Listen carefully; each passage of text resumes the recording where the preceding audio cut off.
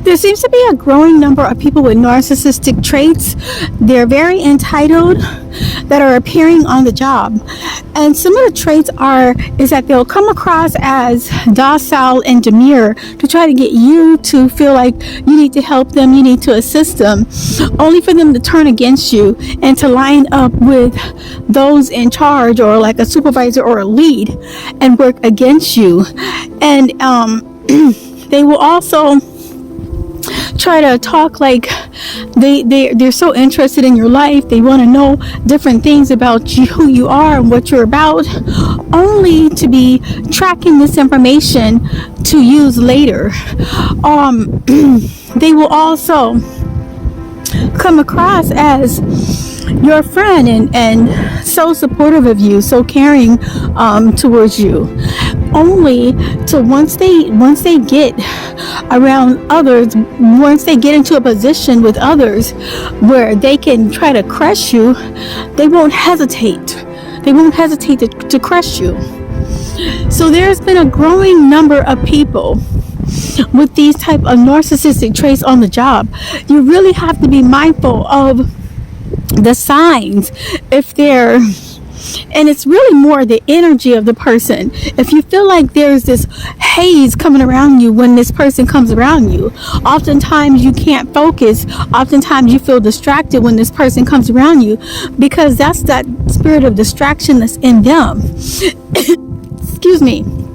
And they're often sending off spell casting to get you in a haze, to get you confused, so that you can lose track of what you're doing and then they can surpass you on the job.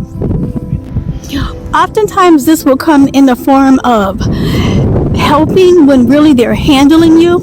They're really just trying to take over what you're doing, so that in the spiritual realm they're also taking over your position. And what this looks like is, if you're working on a project and you have it covered, but then they come in and start taking over that project and talking as if, oh, they're just assisting, they're just helping, they don't have much else to do, they're just trying to assist you, when really they've now taken over your whole project.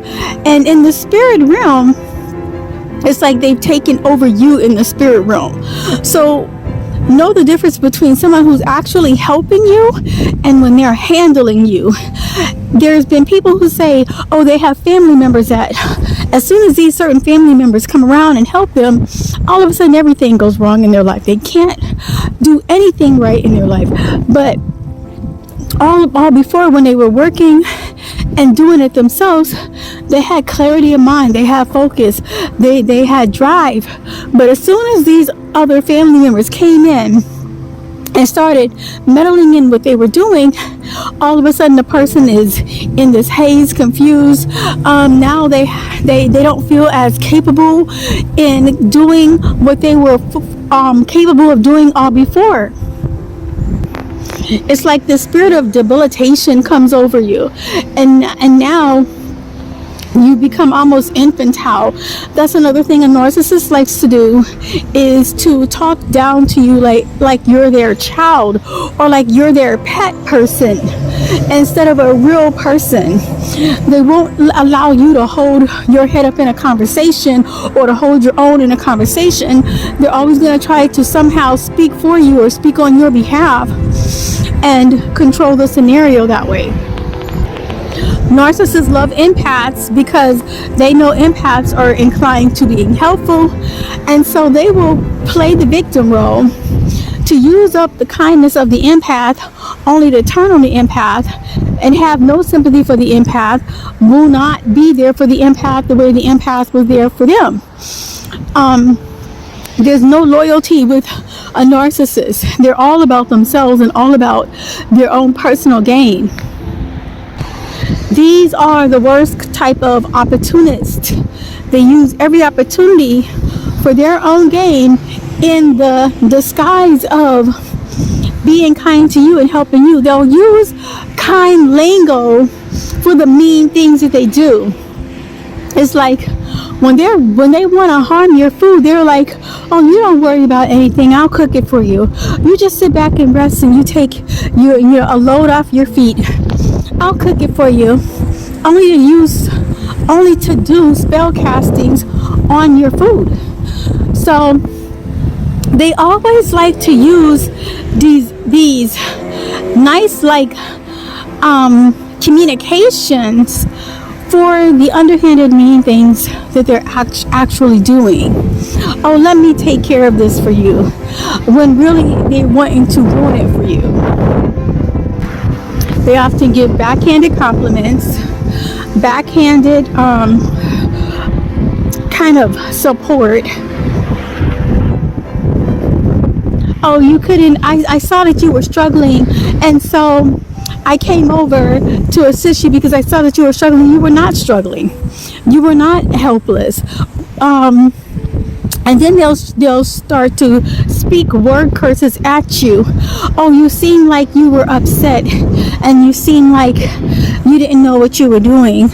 And then all of a sudden you become upset because they said that. And all of a sudden you start to mess up with what you were doing, when all along you were already doing it the right way and you were doing it well. But they will speak into you what they want you to be. They want you to be confused. They want you to be weak, and they be the strong one. I had someone say to me, oh, if you're ever depressed, if you're ever lonely, if you're ever sad or hurt,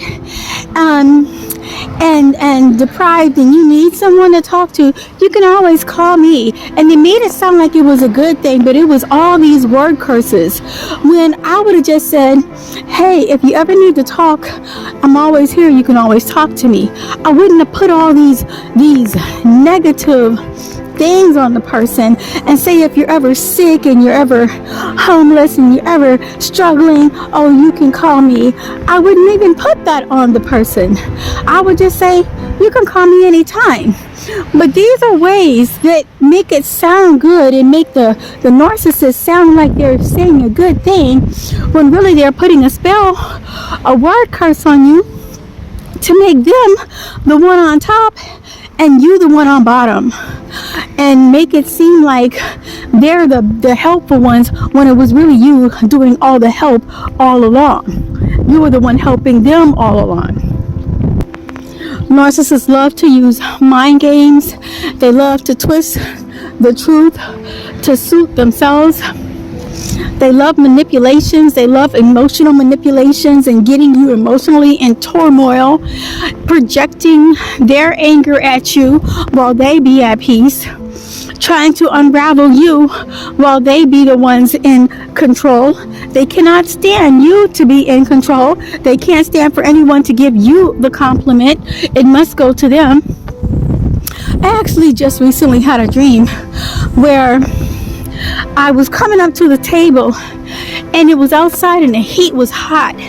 And all of a sudden, because of the dryness of the air and the high heat, some of the napkins actually caught on fire. So I said, there's a fire on the table. There's a fire on the table. No one paid attention.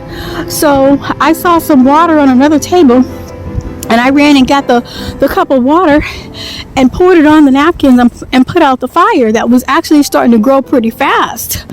And then once I did this, the others kind of looked around kind of in a haze and kind of just nonchalant, because they weren't really paying attention to begin with, even though I'm telling them it's a fire.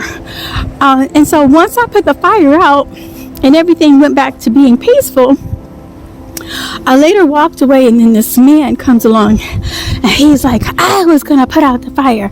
I was the one who's going to put out the fire. And he was saying it as if I took some credit for him, or all the attention that I got should have gone to him because he was entitled. So you have to be careful, even when you're doing all the right things for all the right reasons. Someone else who wanted to do it for their own self-glory is going to get angry with you because you took some glory from them, when you weren't even about the glory. You were just about saving the table and saving everything else from burning down. So just know the signs of a narcissist and really the energy of a narcissist. When you start to feel hazy and confused around this person, when things start to go wrong in your life every time this person comes around, that's a good sign that this person has a wrong spirit in him, and you probably need to get away from them. So you all be well.